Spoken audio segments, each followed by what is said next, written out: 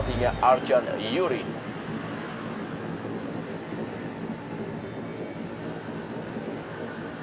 Danilo Fernando kembali kali ini. Masih Daniel Fernando berikan bola kepada Jeffrey Dwi Hadi. Masih Jeffrey Dwi Hadi. Lebar dia, berikan kepada M. Robi.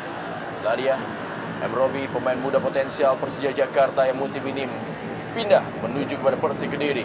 Masih M. Robi, umpan cukup baik M. Robi. Masih dapat diamankan oleh barisan pertahanan dari Persija Jakarta.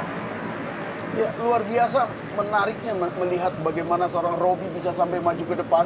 Ini menunjukkan bahwa Persik Kediri tidak merasa ragu untuk melakukan penyerangan walau mereka bertindak sebagai tim tamu.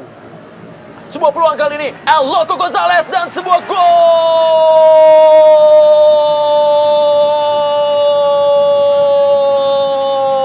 Gol yang ke-11 bagi Christian El Loco Gonzalez yang membuat publik dari Stadion Gelora Bung Karno Senayan Jakarta terdiam dan juga menjadikan Christian El Loco Gonzalez menjadi pemain kedua yang berhasil mencetak gol di partai kandang bagi Persija Jakarta. 0-1 Persija Jakarta tertinggal dari Persik Kediri. Ya, sebuah gol yang saya kira merupakan bumerang bagi kesebelasan Persija, di mana gelandang mereka terlalu terburu-buru naik sehingga tidak menjaga Fagundes.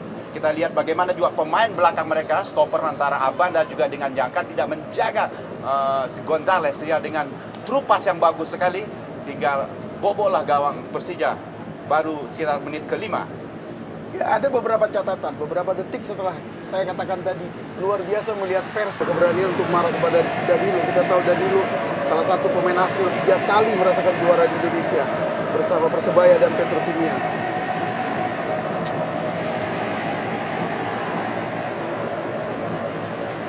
Balik Herman Abanda, datang serangan kali ini El Loco atau Legi Mitra Harjo.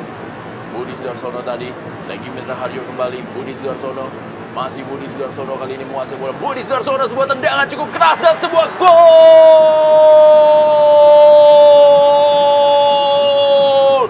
Budi Sudarsono, mantan pemain dari Persija Jakarta, berhasil mencetak gol kedua dari Persik Kediri yang merubah kedudukan menjadi 0-2 bagi Persik Kediri dan juga gol yang ke-69 sepanjang karirnya di Liga Indonesia. Ya, dan mengapa Budi Sudarsono bisa mencetak gol? Nanti kita perhatikan bagaimana hampir semua pemain Persija hanya menonton anak-anak Persik Kediri menguasai bola. Kita lihat di sini, turun 4 pemain belakang dari Persija, tidak melakukan intercept pada kesempatan pertama. Ini luar biasa bagi tim sekelas Persija. Dan tembakan Budi Sudarsono sendiri juga cukup terarah sekali ke pojok gawang dan memang sulit dijangkau Endro Kartiko. Kita lihat bola mendata dan kemudian bola itu menyentuh rumput, melambung ke atas, dan ini memang sebuah jalan yang bola sangat sulit dihadang oleh kiper. Ya, dan ini cukup mengundang pertanyaan kita bagaimana untuk menyelamatkan Persija dalam kondisi tertinggal 2-0. Mereka hanya bisa mengandalkan seorang Ibrahim Lestalu yang kita tahu masih terlalu muda. Ini menunjukkan memang di lini cadangan Persija memang cukup parah di skuad mereka. El Loco Gonzalez, masih El Loco Gonzalez cukup baik kepada Budi Sudarsono, masih Budi Sudarsono kali ini menguasai bola. Budi Sudarsono dan sebuah gol!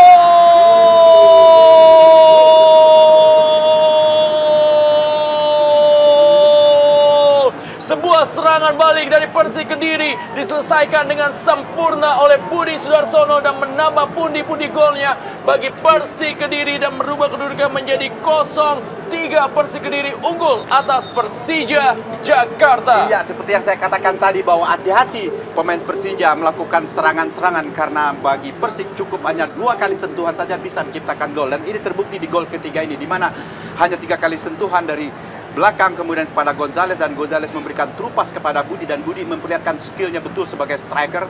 Dengan tenang dia mengecoh Nyangka kemudian melepaskan tembakan ke gawang, dan tentu saja Hendro Kartiko dengan tembakan seperti ini susah bagi Hendro Kartiko untuk menggagalkannya. Ya, dan luar biasa Persik Kediri. Kita tahu bagaimana mereka ketika unggul sudah 2-0, tidak ada niat bagi mereka untuk bertahan, tapi terus. Anda lihat Bambang Pamungkas ikut bertahan di belakang karena terlalu emosi semua pemain-pemain Persija ke depan, sehingga begitu. Kali ini oleh Hendro Kartiko, Robertino Puliara,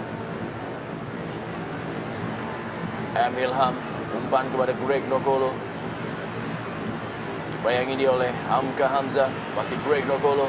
Greg Nokolo kali ini. Umpan kembali Greg Nokolo. Tertahan oleh Hamka Hamzah. Datang membantu Rizky Ramdhani. Amankan oleh Ahmad Kurniawan.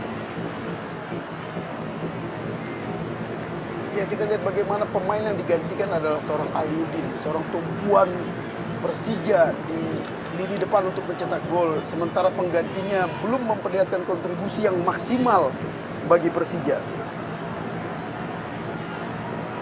Bambang Pamungkas. Balik kali ini Bambang Pamungkas. Masih Bambang Pamungkas. Bambang Pamungkas. Sebuah gol! Bambang Pamungkas berhasil mencetak gol yang ke-8 di musim ini dan memperkecil kedudukan menjadi 1-3. Persija Jakarta tertinggal dari Persik Kediri.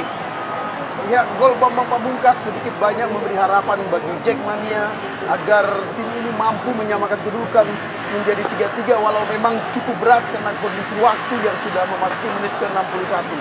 Ya, kita lihat Bambang membuktikan nalurinya sebagai penyerang, satu peluang yang dimilikinya dan dia berhasil mencetak gol.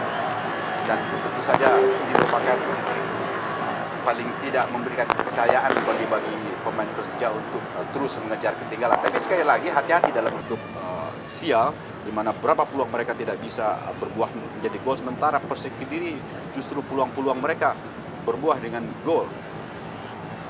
Kembali lagi sebuah tendangan dari Ade Suhendar masih dapat diamankan oleh Ahmad Kurniawan. Ya, ini juga menjadi suatu faktor yang menjadi garis bawah dari pernyataan pelatih dan Rindo yang mengatakan ketika pertandingan menghadapi Arema Malang, mereka memiliki banyak peluang, tapi hanya berhasil mencetak 1 gol melalui Bambang Pamungkas. Dan malam hari ini seperti juga terjadi hal tersebut.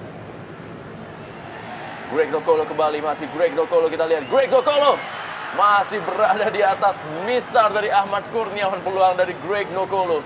Ya, gerakan individu atau upaya individu yang dilakukan Greg ini menunjukkan memang tidak ada kerjasama yang bagus di lini depan Persija.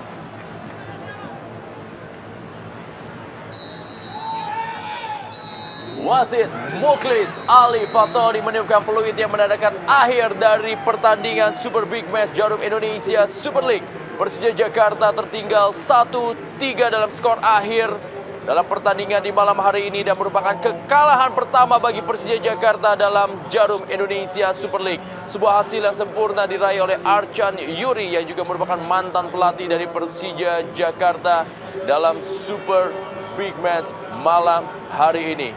Jangan kemana-mana mitra sepak bola, kita akan membahas apa yang terjadi dalam pertandingan ini tapi setelah pesan-pesan berikut ini.